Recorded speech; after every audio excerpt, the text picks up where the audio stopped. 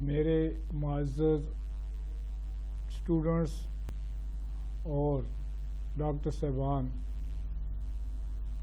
السلام علیکم۔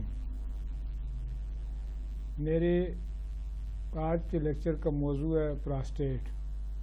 میں نے اعصابی گردے کے اوپر آلریڈی پہلے آپ کو ایک لیکچر دے دیا ہے۔ مجھے یقین ہے کہ وہ آپ کو پسند آیا ہوگا اور آپ نے اسے پسند فرمایا ہوگا۔ تو اس کے لیے جو میں نے اعصابی کیفیت بیان کی تھی یا یہ جو دے رہا تھا لیکچر، تو بھی آپ نے وہاں پہ ضرور سنا ہے اور انشاءاللہ اس سے آپ کا پورا فائدہ اٹھایا ہوگا۔ تو میرے دوستو، اعصابی لیکچر کے اندر اعصابی امراض، یہ کیفیت آپ کو سامنے جو میں دیکھ رہے ہیں، یہ میں آپ کو دکھا رہا ہوں۔ یہ دوبارہ اس لیے فوٹو بتا رہا ہوں کہ آپ دیکھ کے کم از کم جو نئے اسٹوڈنٹس ہیں میرے، وہ اس سے فائدہ اٹھا سکیں۔ تو میرے دوستو، آج بھی جو لیکچر دے رہا ہوں یہ ان اسٹوڈنٹس کے لیے جو نئے اسٹوڈنٹس ہیں۔ تو آج کیونکہ میں نے پراسٹیٹ کے اوپر لیکچر دینا ہے،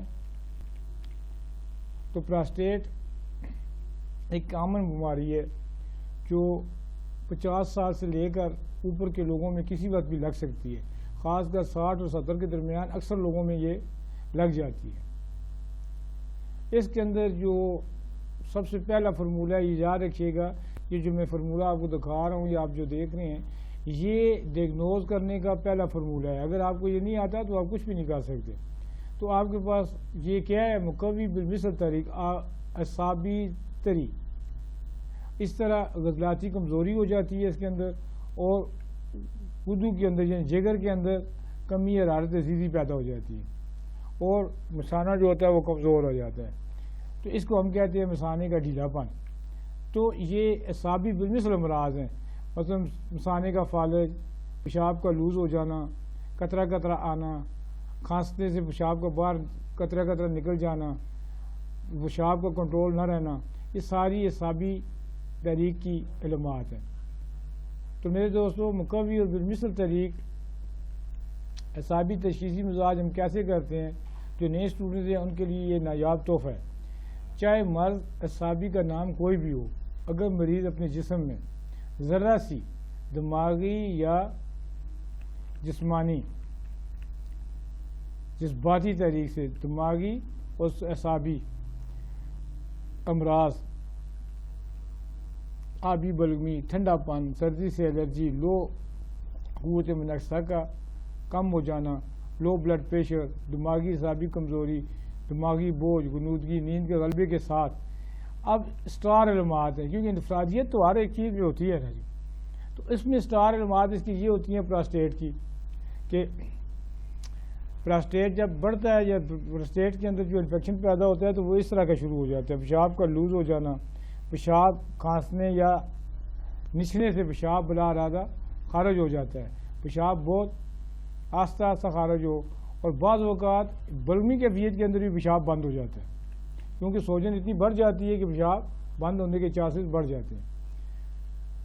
تو میرے دوستو، یہ جو چیز میں آپ کو بتا رہا ہوں، یہ آپ نے بہت غور و فکر سے دیکھنی ہے، کیونکہ آپ کے سامنے ایک چیز پڑی ہوئی ہے اور آپ اسے دیکھ رہے ہیں۔ آج کل جو خاص کر 60 سال کے بعد کے لوگ ہیں، ان کے اندر اکثر و بیشتر اعصابی کمزوری مثانہ کی پیدا ہونے کے بعد یہ جو پراسٹیٹ ہے، اعصابی پراسٹیٹ جو ہے، یہ پیدا ہو جاتا ہے۔ اور ڈاکٹر صاحبان اس کو آپریشن کا کہتے ہیں، لیکن یہ ذہن میں رکھیے گا، یہ 3 طرح کا ہوتا ہے، ایک طرح کا نہیں۔ اب آپریشن جو ٹھیک ہے اپنی جگہ پہ کامیاب ہوگا، اس میں کوئی شک نہیں، لیکن جہاں تک ان دوائیوں کا تعلق ہے، اگر آپ اس سے کوشش کریں تو مریض کا آپریشن سے بچ سکتا ہے، آپ آپریشن سے مریض کو بچا سکتے ہیں۔ تو میرے دوستو، یہ دوائیاں جو آپ کے سامنے نظر آ رہی ہیں، آپ پڑھ رہے ہیں، یہ ذہن میں رکھیے، یہ بالضد کیفیت کے اندر میں نے لکھی ہیں، یہ بالضد طریق ہے۔ تو اس میں مدر ٹنچر ہے، کالیفاس ٹینیکس، بیلاڈونا کا مدر ٹنچر ہے، لیکوپوڈیم کا ہے، نیکس سمیکا کا ہے، کالی آیوڈم ہے اور کالی کارب ہے۔ آپ بڑے دھیان ہوں گے کہ ڈاکٹر نے یہ چند ایک دوائیاں لکھی ہیں جو پراسٹیٹ کی ہیں۔ تو یہ کون سے پراسٹیٹ کی ہیں یہ ذہن میں رکھیے گا، یہ اعصابی پراسٹیٹ کی ہیں. باقی جو دوست ہیں وہ الگ ہیں، وہ ایک ہی جگہ پہ میں لیکچر نہیں دے سکتا کہ بھئی اس کا بھی دے دوں تو یہ بھی دوں. تو طب کے اندر ہے کہ میرا موضوع طب نہیں ہے، لیکن ایک ہمدردی کے طور پہ میں یہ آپ کو طب کے چند ایک دوائیاں بتا رہا ہوں. دل میں دالچینی ہے، ارمل ہے، لوس ہے، پیاز ہے، انجیر، چائے، کچلا اور زعفران.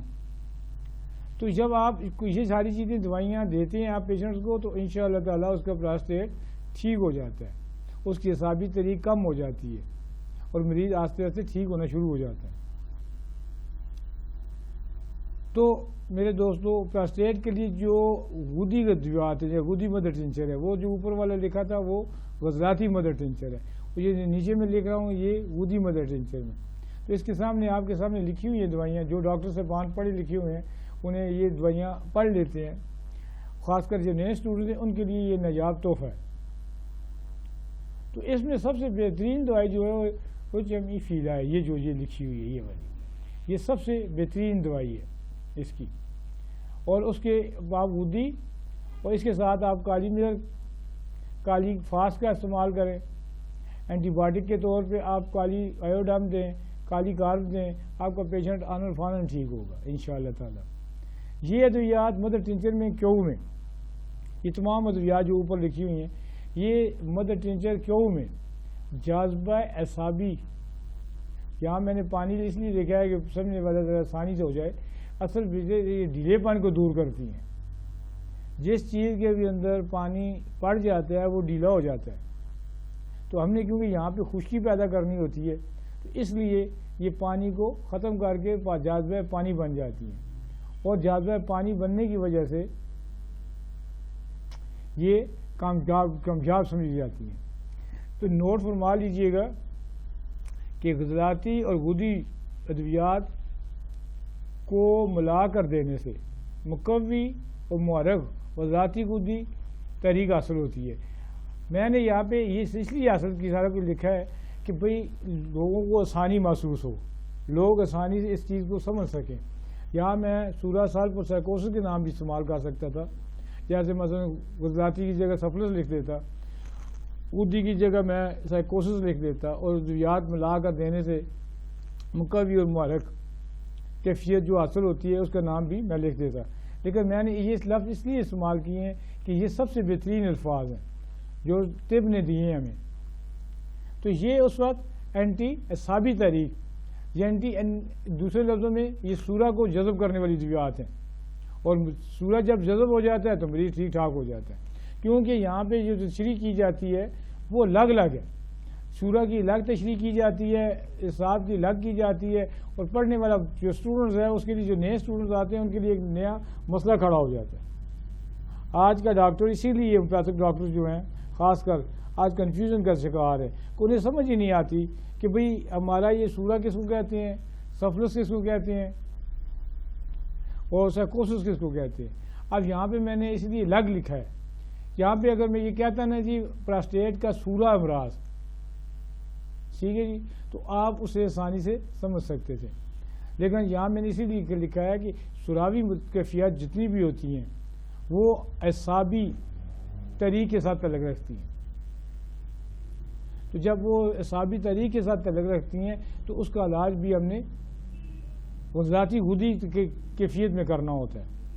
وہ ادویات جو غضلاتی غدی کے اندر پائی جاتی ہیں وہ ان کے ذریعے علاج کیا جاتا ہے تو پیشنٹ ٹھیک ہو جاتا ہے. تو میرے دوستو یہ جو میں نے آپ کو سامنے آپ کو نظر آ رہا ہے یہ آپ اپنے پاس نوٹ کر لیں، کیونکہ یہ ایسی ویڈیو ہے جو آپ کو کہیں اور نہیں ملے گی، یہ ہر بندہ ایسا نہیں کر سکتا.